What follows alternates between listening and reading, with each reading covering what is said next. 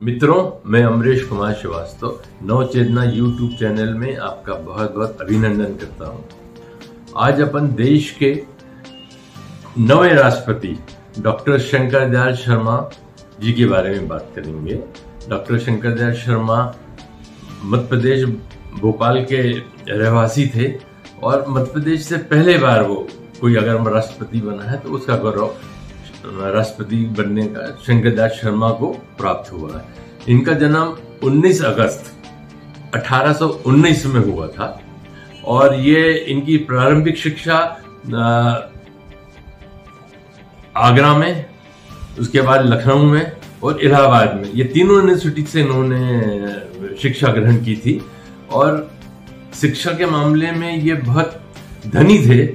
इन्होंने 3 विषयों में एमए किया है, संस्कृत में, हिंदी में और इंग्लिश में, और इन तीनों भाषाओं पे इनको अधिकारी के रूप से इनका अधिकार था। अपन कह सकते हैं कि 3 साहित्यिक भाषाओं में एमए करने वाले इस देश में बहुत कम लोग हैं। इसके बाद इन्होंने आगरा से लॉ किया और लॉ करने के बाद ये कैम्ब्रिज चले गए। कैम्ब्रिज से इन्होंने पीएचडी किया। तो पीएचडी इन्होंने विधि में किया, कानून में किया, कानून विद्या में किया।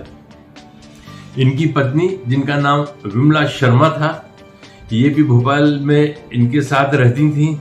1985 में जब कांग्रेस सरकार थी तो विमला शर्मा रायसेन भोपाल और सांची के बीच का एक जिला है, छोटा सा जिला है, उससे ये विधायक रही और उन्होंने रायसेन का विकास बहुत अच्छे से किया। शंकर दयाल शर्मा जी के 2 पुत्र थे और 1 पुत्री थी। इनकी पुत्री भारतीय राष्ट्रीय कांग्रेस में या एनएसयूआई जिसे कहते हैं अपन, छात्र संगठन में अध्यक्ष थी, ऑल इंडिया की अध्यक्ष थी। इनके जो दामाद हैं ललित माखन, ये दिल्ली से सांसद थे और ये पूरा परिवार देश की और कांग्रेस की सेवा में तत्पर था। 1940 में ये कांग्रेस के करीब आए और इन्होंने कांग्रेस के लिए काम करना शुरू किया।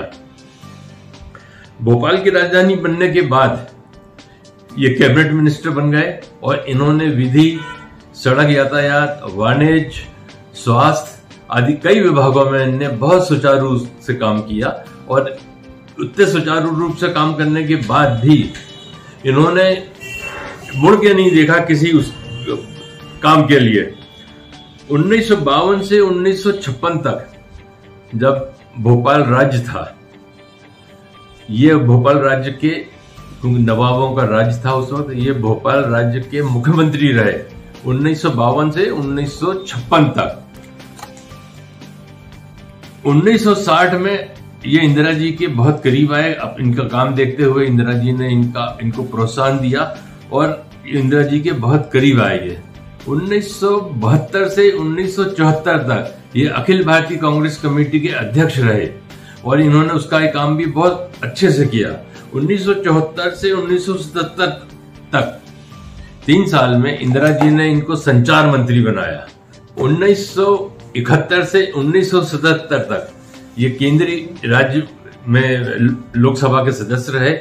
इंदिरा जी ने इनको संचार मंत्री बनाया और इन्होंने वहां भी सुचारू रूप से काम किया। 1984 में पहले बार इनको आंध्र प्रदेश का राज्यपाल बनाया गया। इनका कार्यकाल था 29 अगस्त 1984 से 26 नवंबर 1985। ये उस वक्त के ये माने हुए राज्यपाल माने जाते हैं।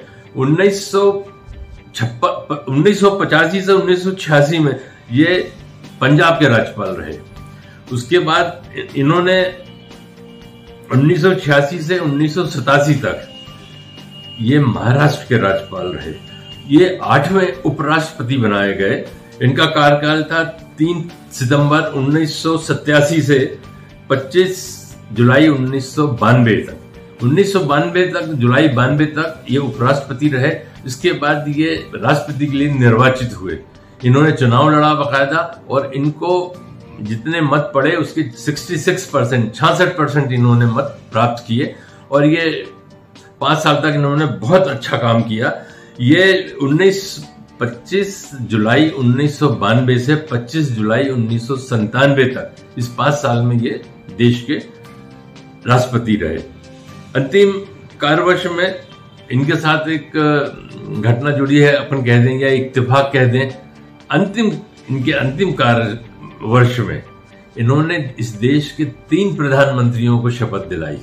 आज तक कभी ऐसा नहीं हुआ कि इस देश में 3 प्रधानमंत्री एक साल में बदले गए हो, मगर इन्होंने 3 प्रधानमंत्रियों को शपथ दिलाई।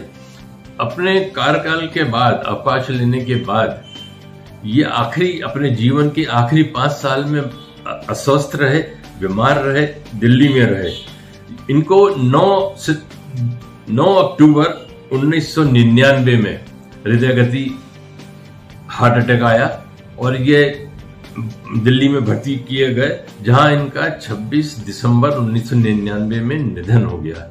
भारत माता ने एक अपना सपूत, एक अपना शिक्षाविद, एक अपना साहित्यकार हमेशा हमेशा के लिए खो दिया। इनकी समाधि आज भी कर्मभूमि के नाम से जानी जाती है, जो आज दिल्ली में मौजूद है। मित्रों, मेरा ये YouTube चैनल आपको पसंद आया हो तो कृपया करके सब्सक्राइब करें, लाइक करें, ताकि मेरा उत्साह बढ़ सके। धन्यवाद।